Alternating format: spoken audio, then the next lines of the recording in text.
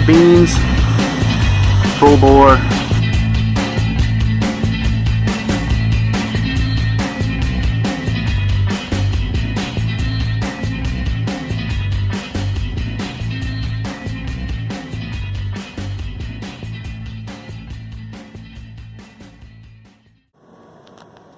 Dumpster Fire 1 fun, fixing our PCV problem.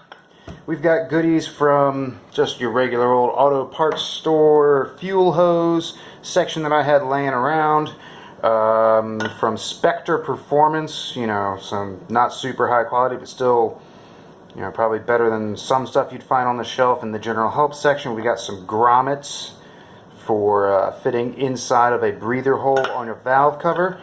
And then also something I had just laying around on the shelf is a PCV valve. See, it's got that little spring-loaded valve in it. Breather cap from back in the days when you had breather systems on cars as opposed to a closed PCV system. But we're going to be able to adapt this to fit in that rear breather valve I just showed you that some previous owner has capped off, and at some point I'm sure someone broke the line that takes gases from that valve to the manifold. Good luck trying to find one of those breather tubes, being that it has two different sizes on it and it's multi-piece, and no one stocks them. And when you do find them, they try to upcharge you or something, and it just gets kind of silly. So yeah, this is what we've got going on. Basically, you're going to take you into your rubber hose, because this is the exact same size as that fitting right there, and we're just going to stick it right on there. Boom! Nice, snug press fit. I don't see any need to put any sort of clamping device on it. Let's see here. But what we're going to do is we're going to leave this big, long piece of hose here at its current length, so we can trim to fit when we get to the vehicle. And if we're lucky, these guys, one of these will be the exact right size that we want to... Actually, this is the one we're going to want for this, I think. Because, yep, that's the size of this guy. And this grommet should snap into the hole where the PCV valve is currently broken and capped off on the back of the valve cover on the Jeep. So we'll get out there, we'll take a look at that, and then we'll see about getting this bad boy set up. Alright, regular viewers will recognize the underhood shot here of Dumpster Fire 1, which was featured in my very first full video enumerating all the broken things on my Jeep. One of the things on this list is the PCV system. It's a two-part system. It is not a closed system. Well, it's a closed system rather than the old school open system is what I should say. Under pressure, blow-by gases are supposed to come out of this valve fitting and then be fed via hose to this vacuum port on the intake manifold. So as the engine creates vacuum, it will suck gases, blow-by waste gas from the engine and send it back into the motor to be burned, rather than pressurizing the inside of the crankcase, which is part of why this thing has a monster rear main seal leak. Someone along the way years ago plugged that up and they messed it up. That's one of the best ways you can break one of these things. I don't know if it was the immediate previous owner or someone before them. Doesn't matter at this point. The other half of the PCV system on this is the CCV, the crankcase vent. This is actually an air inlet. This is supposed to pull filtered clean air, because the air comes from the bottom through the air filter and into the engine. This allows the crankcase, as needed, to pull air into the motor. Now, when you cap one of these off, the valve on this is actually the opposite of the valve on that, and it can end up either clogging it or breaking it as it tries to force oil vapors and other things back into here, and then it can also destroy your air filter. Use your words, Dave. What might be necessary is actually breaking this guy and then cutting that grommet, because with age and heat and neglect, they do get hardened up. So I'm gonna need two hands for this, so I'm gonna have to put you guys down and we'll be right back. As you can see, this thing is, well, crustier than Betty White's, well, yeah. So I'm going to have to try and figure a way to get this out. I literally snapped that off just by touching it, basically. Didn't even get to the pliers and tools on it. And this doesn't seem to want to pop up out of there. Yeah. Gonna fix it. Oh, why am I starting to feel like Derek over at Vice Grip Garage? This is totally not factory. I love watching that guy. He's one of the people you should be subscribing to if you like car stuff and silliness and fun and working on stuff just for the hell of it. He's totally worth watching. Trying to figure out how to get this thing out without buggering up the aluminum on the valve cover. I did get other tools. We can try actually physically breaking the valve. Ooh, look at that. We'll have to try and find those parts later. We might just end up chiseling this sucker out of here. Ooh, that grommet, yeah. She's pliable. You may want a job. I'll pay you in lukewarm Bush Light. Oh, we got it under the edge of it. Look at that. Look at that show. Alright, we're going to keep working on this and see if we can't get a little further with it, because that sucker just would not break free otherwise. Hopefully, I don't need to use that guy. Alright, she finally broke loose. I'm going to venture a guess that this has never been changed. I've had the Jeep for about 2 years, and in that time I've put 20,000 on it. That does not look good down in there. That is backed up combustion deposit leftovers.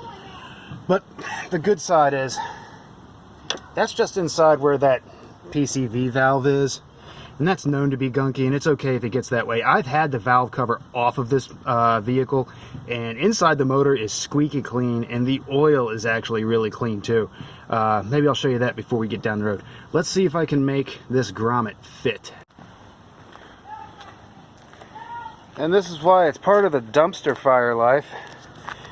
That little snippet I just showed you inside on the counter, getting our parts ready for everything. I've lost the grommet. Where it could have gone. I don't know where it could be. It's somewhere. It's the only one I got, because I just happened to have it laying around. Now I'm gonna have to go try and figure out where it went. Only places it's been are in the house and at the Jeep. This is why it's the dumpster fire life. Found it. She slipped off the end and got down there under the battery tray. This guy, he will fit down in this hole just perfect like. But we need a way to seal him up in that opening. Only problem is, this guy is this big around. I don't have a good way to make the groove on this deeper. I really don't want to drive around with a sock in there to try and keep oil vapor from blowing all over the place. But then again, that might still be better than having it capped off with that broken PCV. Let me do some looking around. So we are back up out of the basement, and we have what is actually a front valve. That means this sucker is open all the time. That means that if we hook it up to here, it basically becomes sort of a vacuum leak. So we're going to leave this alone for now, and we are going to fix this the 100% right, wrong way. Because of the way that this goes together, they are interchangeable front to back, it appears. Yep. Boom. That will face exactly where we want it to face. Ta-da! I found a 12 millimeter mouth, Chinese made from whatever, universal cotton element breather. Like so. Oh, that is so proper. Yeah. Alright. Get you spun around like that. Give you a little twisty twist. Little twisty twist just to keep you snug on there. Alright, hopefully doesn't come flying off. I lost the grommet again. But let's see where we stand here. Yeah, we're a quart low. But you know what? This oil hasn't been changed in probably 4 or 5 months. That gives you an idea how clean the inside of the motor is. You don't have nasty black oil. I'm going to guess a large portion of that is because it leaks about a quart for every tank you burn going down the road. And this is precision measured. We need exactly a quart in here. And I'm declaring that to be a quart. DF1, getting ready to jump on the highway. Temperature's just starting to come up. I do need to go get gas. That oil pressure. I love looking at that oil pressure. It's almost 60 pounds at, 1,500-ish RPM. That's good stuff. Always charging like it should. Never had an issue there. And, yeah, I'm going to go ahead and make this. Boom. Let's give her the beans, see what happens. Yeah. What we can do when we get to Home Depot, we'll check and see if we have any actual evidence of blow-by happening at that new breather setup. Okay, here we are at the Home Depot. Double checking our setup.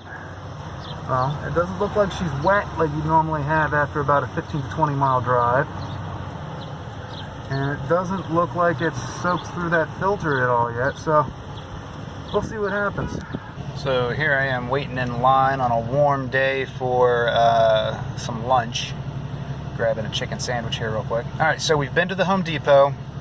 We did our little initial hack job repair to try and see if we can free up some of that crankcase breather issue. And the temp at the motor is sitting at about 180, which is actually kind of warm for her. She normally runs around down the road 160. The fan is just kicked on. And as I'm sitting still, I could smell that smell you smell. That smelly smell. Smelly smell. Ooh, you smell that smelly smell? I smell a smelly smell. Anyway. Yeah, smelly smells coming from blow-by. I can smell it coming out of the breather. The only other time I've ever noticed that smell with this vehicle has been one time when somehow this motor vibrated the oil cap loose going down the road, and I found it laying on the side of the intake manifold. So, yeah. So I've just finished grabbing lunch, and as I mentioned, I've been able to smell that oil smell. I don't know if you can see it on here. You actually see the vapor wicking up off that breather. That is proof positive that I need to figure a way to get a hose over onto that intake manifold so I can actively suck that stuff out of the crankcase. Alright, so she's still blowing a little bit of vapor. She is closing in on 200,000 miles. When we get around to it, we'll continue on with that. Remember, I never promised that I'd show you how to fix things the right way. I'd show you how to make things work.